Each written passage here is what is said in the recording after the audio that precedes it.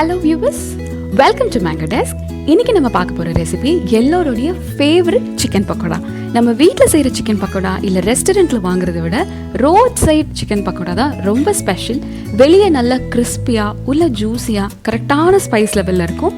சிக்கனுக்கும் outer கோட்டிங்க்கும் கொஞ்சம் கூட டிஃப்ரென்ஸே இல்லாமல் அவ்வளோ தின் லேயராக கிறிஸ்பியாக இருக்கும்.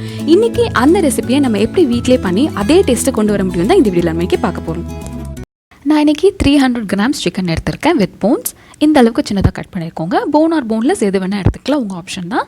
இப்போ இதுக்கு தேவையான மசாலா ஆட் பண்ணிடலாம். 1/2 டீஸ்பூன் மஞ்சள் தூள், 1 table spoon red chilli powder, 3 teaspoon chicken 65 masala, அதுக்கப்புறமா 1/2 டீஸ்பூன் கரம் மசாலா, 4 டீஸ்பூன் கடலை மாவு, 4 டீஸ்பூன் அரிசி மாவு. இதுதான் ரொம்ப கிறிஸ்பினஸ் கொடுக்கும். இதை சேர்த்துட்டு நல்லா மிக்ஸ் பண்ணிக்கோங்க. இது ஸ்ட்ரீட் ஃபுட் ஸ்டைல் ரெப்ளிகான்றதுனால நம்ம பேர் ஹேண்ட்ஸ் தான் யூஸ் பண்ண போகிறோம். இது உங்களுக்கு பர்ஃபெக்ட்லி சேஃப் அண்ட் ஹைஜீனிக். கை நல்லா க்ளீன் பண்ணிவிட்டு யூஸ் பண்ணுங்கள். இப்போ இதில் ஒரு முட்டையை உடச்சி ஊற்றிக்கலாம். இதை நல்லா மிக்ஸ் பண்ணிவிட்டு இதுக்கு தேவையான அளவு உப்பு, அப்புறமா ஜிஞ்சர் கார்லிக் பேஸ்ட். நான் இன்றைக்கி ஒரு வெங்காயம் ஒரு தக்காளி எடுத்திருக்கேன். பேஸ்ட்டாக அரைக்க போகிறேன். தக்காளி ஆப்ஷனல் தான். கர்டுக்கு பதிலாக நான் தக்காளி எடுத்திருக்கேன். ஸோ இந்த அளவுக்கு பேஸ்ட்டாக அரைச்சிக்கோங்க, தண்ணி விடாமல். இப்போ இந்த பேஸ்ட்டை நம்ம இதில் ஆட் பண்ணிக்கலாம். இதை சேர்த்துட்டு நல்லா மிக்ஸ் பண்ணிவிடுங்க. எல்லா சிக்கன் பீஸ்லேயும் கம்ப்ளீட்டாக கோட் ஆகிற அளவுக்கு மிக்ஸ் பண்ணிக்கோங்க. இப்போ இந்த மசாலாவை 2 to 3 ஹார்ஸ் மேரினேட் பண்ண போகிறோம். மினிமம் 1 hour ஆகுது மேரினேட் ஆகணும். 2 to 3 ஹார்ஸ் மேரினேட் ஆச்சுன்னா இன்னும் டேஸ்ட் ரொம்ப நல்லாயிருக்கும். இப்போ இதை ஒரு தட்டு போட்டு மூடி வச்சிடலாம்.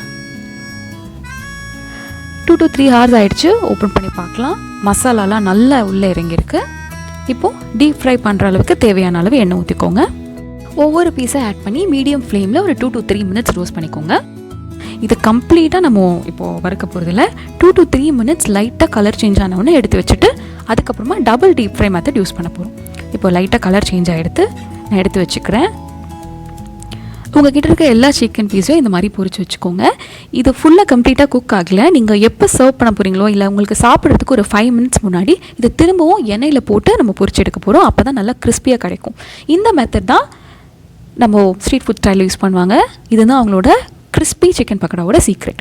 ஸோ இப்போ நான் எல்லாத்தையும் திரும்ப எண்ணெயில் ஆட் பண்ணிக்கிறேன். இந்த டைம் ஹை ஃப்ளேமில் வச்சு ஒரு 2 to 3 மினிட்ஸ் நல்லா கலர் சேஞ்ச் ஆகிற அளவுக்கு ரோஸ்ட் பண்ணுங்கள். நீங்கள் இப்படி பண்ணுறதுனால உங்களுக்கு நல்ல அழகான ரெட் கலர் கிடைக்கும், எந்த ஃபுட் கலரும் யூஸ் பண்ணாமல். இப்போது இதில் ஒரு 2 க்ரீன் சில்லி ஸ்லிட் பண்ணி சேர்த்துக்கிறேன், காரம் நல்லா இறங்கிறதுக்கு. அப்புறமா கொஞ்சமாக கருவேப்பிலை. இப்போ நல்லா கலர் சேஞ்ச் ஆகிடுச்சு, நல்லா கிறிஸ்பியாக ஆகிடுச்சு. இதை ஒரு பிளேட்டுக்கு ட்ரான்ஸ்ஃபர் பண்ணிக்கிறேன். இதே மாதிரி உங்ககிட்ட இருக்க எல்லா சிக்கன் பீஸையும் டபுள் டீப் ஃப்ரை பண்ணி எடுத்து வச்சுக்கோங்க. நம்மளோட சூப்பரான street food style chicken pakoda ready ஆயிடுச்சு. நல்லா சூப்பர் கிறிஸ்பியாக இருக்குது. வெளியே ரொம்ப கிறிஸ்பி அண்ட் உள்ள ஜூஸியாக இருக்கும் இந்த சிக்கன். இதை ஒரு சர்விங் பவுலுக்கு மாற்றிடலாம்.